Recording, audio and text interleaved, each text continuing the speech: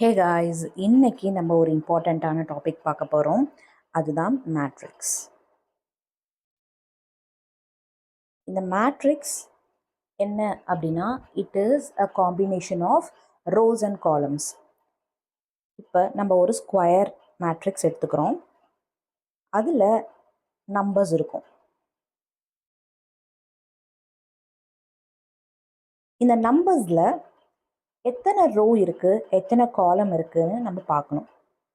So எத்தனை row இருக்குதுன்னு பார்த்தீங்கன்னா, இதில் 2 rows, ஓகே, and 3 columns.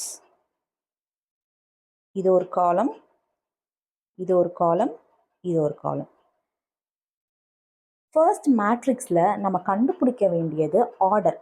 ஆர்டர்னா எத்தனை ரோ இருக்குது, எத்தனை காலம் இருக்குது. ஃபர்ஸ்ட் நம்ம ரோவை தான் கண்டுபிடிக்கணும். தட் இஸ், இது வந்து இந்த ஒரு காம்பினேஷன், இந்த ஒரு ஃபார்மேஷனில் தான் இருக்கணும்.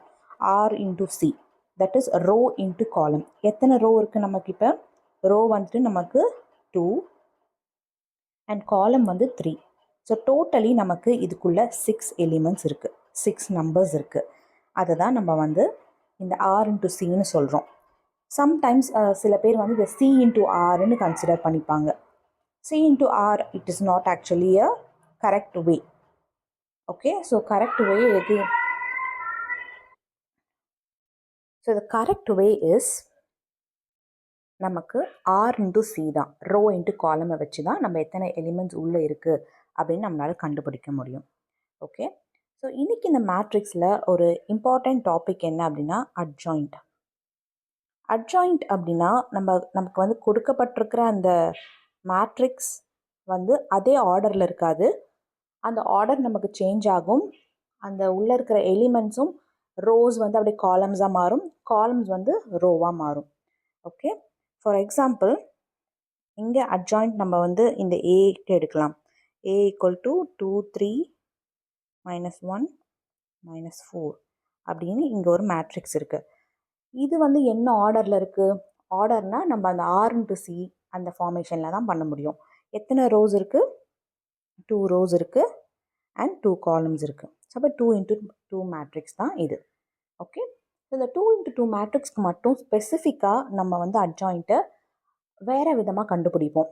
அதுதான் என்ன அப்படின்னா, ஃபர்ஸ்ட் வந்து இந்த டயகனல், அதாவது இந்த 2 and 4 இருக்கு இல்லையா, இது வந்து நம்பர்ஸ் மட்டும் இன்டர்சேஞ்ச் ஆகிடும்.